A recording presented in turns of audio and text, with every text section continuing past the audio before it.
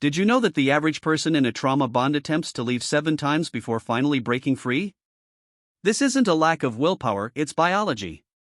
When someone you love alternates between cruelty and kindness, your brain gets hijacked by a chemical roller coaster that makes the pain feel addictive. You start craving the relief after the storm, mistaking it for love. Recognizing this pattern is the first step toward reclaiming your mind and your life. Trauma bonding, a powerful emotional attachment that forms through cycles of abuse and relief, is driven by intermittent reinforcement, a schedule where rewards are unpredictable and rare. Psychologists have found that this pattern creates stronger attachment than consistent rewards because the brain's reward system becomes hypersensitive to the occasional kindness. Studies show that the dopamine surge during the rare affectionate moments can rival the high from addictive substances. The victim learns to associate the abuser's presence with both danger and salvation, leading to confusion and dependency. Over time, the bond feels inseparable, not because of love, but because the nervous system has been conditioned to seek relief from the very source of the threat.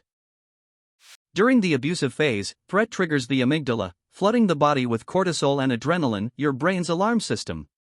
When the abuser suddenly shifts to affection, dopamine spikes in the nucleus accumbens, the same pathway activated by drugs like cocaine. This contrast creates a powerful memory trace. The relief feels euphoric because it follows intense stress.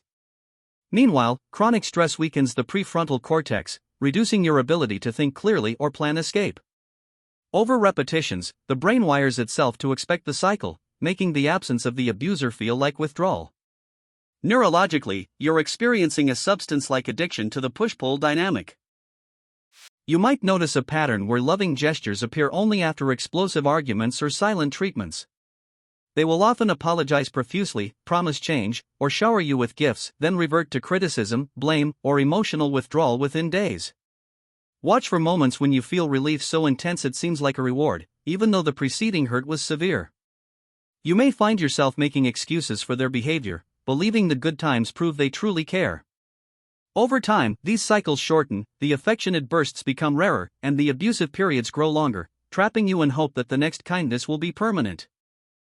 Smart people fall for trauma bonds because their intelligence fuels hope and problem solving. They believe they can fix the abuser if they just understand them better. Their empathy makes them interpret cruelty as stress or past trauma, not malice. Cognitive dissonance arises when loving actions clash with abusive ones. The mind resolves this by minimizing the harm and exaggerating the good. Additionally, the intermittent dopamine hits create a learning loop similar to gambling, where the occasional win feels worth the loss. This isn't weakness, it's a predictable brain response that even highly analytical individuals can't override without awareness. 1. Subtle, they sigh or withdraw when you express needs, then act overly caring the next day to make you feel guilty for asking. 2. Emerging, after disagreements, they give extravagant gifts or declarations of love that feel disproportionate to the conflict. 3. Escalating, you notice you're walking on eggshells, suppressing your opinions to avoid triggering their anger. 4. Dangerous, the affectionate phases grow shorter while the cold, critical periods lengthen, leaving you anxious for the next good moment.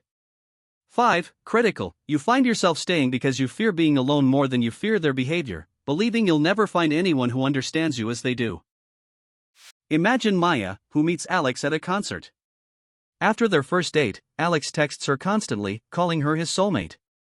2 weeks later, he forgets her birthday and blames her for being too sensitive. Maya feels devastated, but the next day Alex shows up with her favorite flowers and insists he'd die without her. She feels euphoric relief and forgives him. This cycle repeats, a harsh criticism followed by a grand gesture.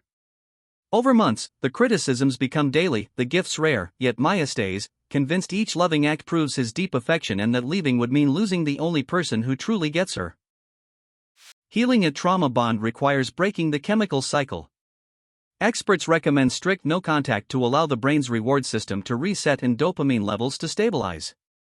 This process often feels like drug withdrawal, involving intense cravings and emotional instability. Engaging in somatic therapy, healing through body awareness, helps release the stored cortisol and calm the amygdala. Rebuilding self-trust is crucial. Victims must learn to trust their own perception of reality again.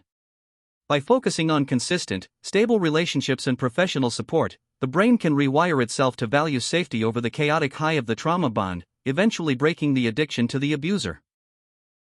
What you feel isn't a deep, spiritual connection, but a biological tether. The abuser is utilizing a psychological tool called intermittent reinforcement to create a state of learned helplessness. By keeping you in a state of uncertainty, they maintain total control over your emotional state. You aren't fighting for a relationship, you are fighting for the return of the idealized version of the person from the love bombing phase.